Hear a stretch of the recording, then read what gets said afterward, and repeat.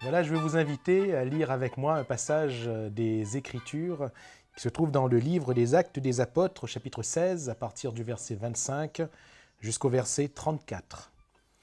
Vers le milieu de la nuit, Paul et Silas priaient et chantaient les louanges de Dieu, et les prisonniers les entendaient. Tout à coup, il se fit un grand tremblement de terre, en sorte que les fondements de la prison furent ébranlés.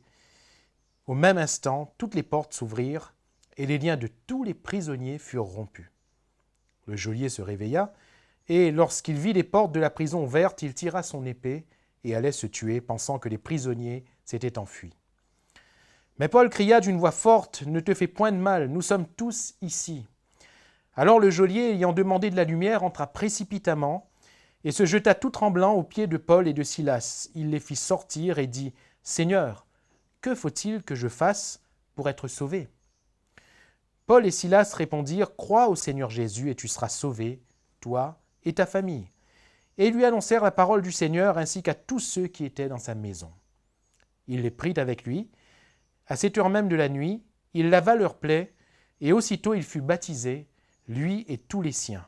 Les ayant conduits dans son logement, il leur servit à manger et il se réjouit avec toute sa famille de ce qu'il avait cru en Dieu.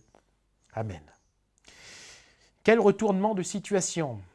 Alors que ce geôlier, dans cette situation très compromettante pour lui, il allait se donner la mort. Eh bien, nous voyons que ce récit se termine par la joie, par un repas comme on aime bien à la Réunion, mais aussi par de grandes réjouissances, parce qu'il a cru en Dieu. Jésus va dire dans l'évangile de Jean, chapitre 11, verset 40, « Ne t'ai-je pas dit que si tu crois, tu verras la gloire de Dieu. » Si tu crois. Et chers amis, j'aimerais simplement vous parler des grandes choses qui peuvent se produire, quelle que soit la situation que nous traversons, rien qu'à partir de notre simple foi, si tu crois. Premièrement, ce texte nous parle de pression. Ce geôlier allait se donner la mort parce qu'il était là sous une grande pression. Il se lève après avoir entendu le bruit de ce tremblement de terre, après avoir ressenti certainement les secousses de ce tremblement. Il vient et dans la pénombre, il voit que toutes les portes de la prison sont ouvertes. La prison dont il a la charge, la responsabilité, des prisonniers qui sont sous sa garde et qui ne devaient pas partir. Voyant les portes ouvertes, alors il s'imagine que tous les prisonniers sont partis. Tous se sont enfuis. La Bible nous dit bel et bien que les portes se sont ouvertes et que tous les liens, tous les chaînes étaient tombés. Les prisonniers avaient donc tous la possibilité de partir. Je ne sais pas pour vous, mais pour moi, certainement que si j'étais à la place des prisonniers, j'aurais pris la poutre d'escampette. C'est la solution première certainement qui se présente à notre esprit dans de tels moments. Toujours est-il que cette pression va conduire au geôlier à ce geste désespéré. Il va prendre son épée et il va vouloir se donner la mort. Les symboles de la pression sont présents dans ce texte. Le texte nous parle d'une prison. Certes, c'est la prison de tous les prisonniers, y compris de l'apôtre Paul et de son compagnon de route Silas. Mais la prison de ce geôlier, à ce moment-là, était encore plus grande.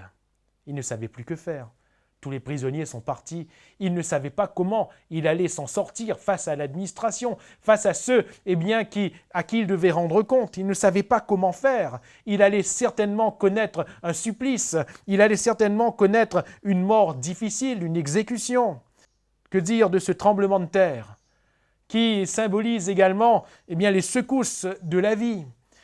Que dire du noir et de la pénombre dans laquelle le geôlier essaye de voir les choses, essaye de discerner les choses. Il ne les discerne pas, parce que dans le noir, il pense que tous sont partis alors que tous sont là. Mais ce noir est là, et ce noir devient plus épais dans son cœur, dans son âme, parce qu'il pense que c'est la fin. Peut-être que ces symboles que je viens de citer sont pour toi une situation dans laquelle tu te reconnais. Peut-être que, bien que libre, dans ton esprit, dans ton cœur, tu es en prison. Peut-être que tu traverses des secousses dans lesquelles tu ne sais plus que faire, des tremblements de terre. Et peut-être que le noir, les ténèbres qui se sont répandues autour de toi, pour ne pas dire dans ton cœur et dans ton âme, t'empêchent de voir clair, t'empêchent d'avoir la lucidité qu'il faut dans la situation où tu te retrouves. Tu as tout essayé, mais rien n'a abouti. C'est cette pression qui, dans un premier temps, le conduit à vouloir se donner la mort, mais c'est cette même pression, et c'est ce que nous voyons en lisant le texte, qui le conduit vers la parole de Dieu. Pourquoi ? Parce que, chers amis, voyez-vous, la réalité, c'est que en tant qu'homme ou femme sur cette terre, très souvent, très souvent, tant qu'il n'y a pas de difficulté, on a du mal à se tourner vers Dieu. On a du mal à se tourner vers l'Évangile. Les personnes que nous côtoyons et qui viennent à l'Évangile sont à 99% des personnes qui se retrouvent dans de grandes difficultés dans lesquelles ils ne savent que faire, dans de grandes pressions. Et c'est cette pression qui conduit ainsi ces hommes et ces femmes à se tourner vers l'Évangile. C'est cette même pression qui va conduire ce geôlier vers la parole de Christ. Et j'aimerais te dire, à toi, cher ami, simplement, si tu connais la difficulté que tu connais, si tu es sous la pression qui est la tienne en ce moment, c'est parce que Jésus veut te conduire à lui. Jésus veut te conduire vers son Évangile. On peut dire, bien sûr, que tous les hommes connaissent ces difficultés, que tous les hommes connaissent des épreuves plus difficiles les unes que les autres. Paul et Silas étaient eux-mêmes dans cette prison. Mais on voit que la gestion qui était la leur n'était pas du tout la même. Ils n'ont pas eu envie de se donner la mort. Cependant, ils étaient en prison pour une injustice. Ils avaient délivré une femme du démon qui la possédait, et à cause de cela, ils ont été mis en prison. Alors, ils avaient toutes les raisons d'en vouloir à Dieu. Seigneur, pourquoi tu permets ça ? Pourquoi sommes-nous dans cette prison ? Ils étaient liés dans cette prison. Mais cependant, et nous l'avons lu, ils chantaient les louanges du Seigneur et ils étaient en prière. Ces hommes n'étaient pas dans la pression, bien qu'en prison physique, leur âme n'était pas en prison. Ainsi, qu'est-ce qui les différenciait, Paul et Silas, de ce geôlier ? C'est qu'eux avaient foi en Dieu. Et ils savaient que même s'ils se retrouvaient injustement dans cette prison, ils pouvaient continuer à avoir confiance en Dieu et que Dieu allait les délivrer. Nous voyons la pression de ce geôlier, mais nous voyons également le secours de Dieu vis-à-vis de ce geôlier. Cet homme allait se donner la mort, comme on l'a si bien souligné. Cet homme allait arriver à cet acte désespéré, mais il a été secouru par le Seigneur. Vous avez remarqué comme moi, tous les prisonniers libérés sont restés là. C'est bizarre. C'est bizarre. Hein ? Comme je le disais, même moi, je me serais enfui. Certainement. Et certainement que vous aussi. Mais là, tous les prisonniers sont restés là. Ils sont là, l'un pour une raison, l'autre pour d'autres. Peut-être pour quelqu'un s'est justifié, peut-être pour d'autres, comme Paul et Silas. Non. Toujours est-il, ils sont là, les portes s'ouvrent devant eux, les chaînes tombent de leurs mains, mais ils ne bougent pas. Je crois que c'est le Seigneur qui a permis cela. Que c'est le Seigneur qui a permis cela afin de sauver ce geôlier. Ne me demandez pas comment, ne me demandez pas ce qui s'est passé dans leur tête à ce moment-là, mais tous sont restés là, c'est le Seigneur. Et laisse-moi te dire que si tu invoques le nom du Seigneur, tu seras sauvé. Dieu peut faire un miracle, Dieu peut faire quelque chose d'inexpliqué, non pas seulement pour que tu t'en sortes, mais pour que, comme ce geôlier, tu sois sauvé. Et nous parlions de noir qui l'empêchait d'être lucide. Mais à un moment donné, littéralement, la lumière est venue. Il a demandé de la lumière. La lumière est venue dans cette prison noire.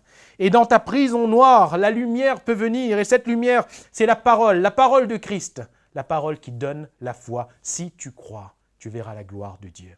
Car, la foi vient de ce qu'on entend de la parole de Christ. Et en entendant la parole de Christ, tu as la capacité, la possibilité de croire en Jésus, d'avoir donc la foi.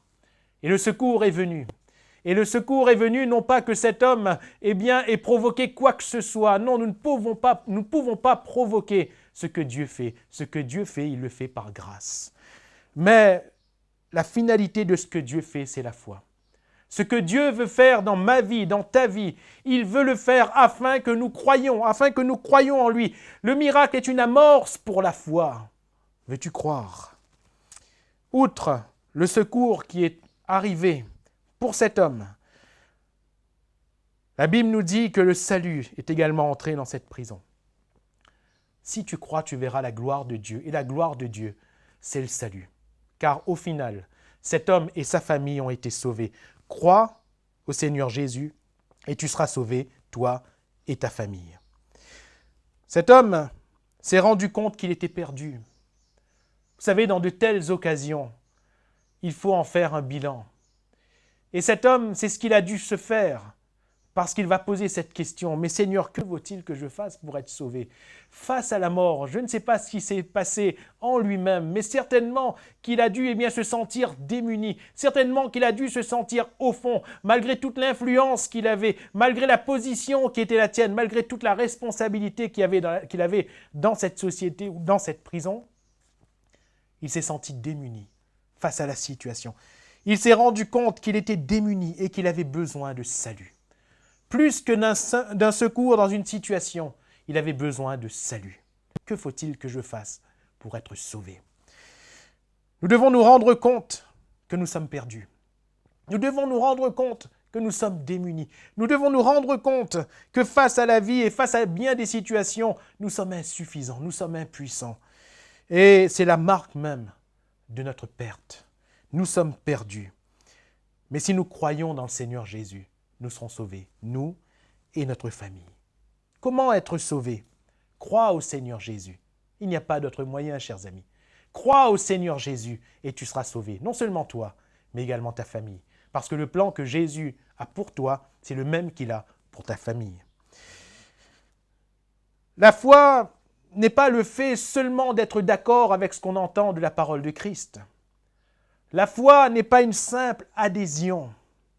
La foi, c'est une adhérence. La foi, c'est le fait de recevoir et de vivre la parole que nous entendons. La foi pour cet homme a été aussi le fait de s'engager parce qu'il fut baptisé. Il a cru, il s'est engagé et il s'est réjoui, voyez-vous. Car la Bible nous dit que celui qui croira et qui sera baptisé sera sauvé.